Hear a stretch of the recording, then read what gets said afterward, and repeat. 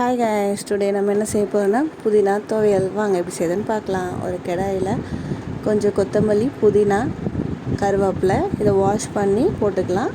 ஒரு சின்ன எலுமிச்சப்பழ சைஸ் புளி ஆட் பண்ணிக்கலாம்.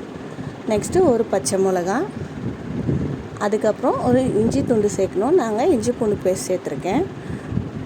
இப்போ அதை நம்ம அடுப்பில் வச்சு நல்லா வதக்கி எடுத்துக்கலாம். புதினா பித்தத்துக்கு நல்லது, கொத்தமல்லி நம்ம வயிறுக்கு குளிர்ச்சி தரும், கருவேப்பிலை முடி வளர்ச்சி வளர உதவி செய்யும். இந்த சட்னி அப்பப்போ நம்ம எடுத்துக்கிறது நம்ம உடம்புக்கு ரொம்ப நல்லது. இப்போ நல்லா வதக்கி முடிச்சது பிறகு நம்ம மிக்ஸி ஜாரில் அதை மாற்றிக்கலாம். நல்லா வதங்கியிருக்கு பாருங்கள். ஒரு சின்ன சைஸ் வெங்காயம் எடுத்துக்கோங்க. இப்போ மிக்ஸி ஜாரில் எல்லாத்தையும் ட்ரான்ஸ்ஃபர் பண்ணிக்கலாம்.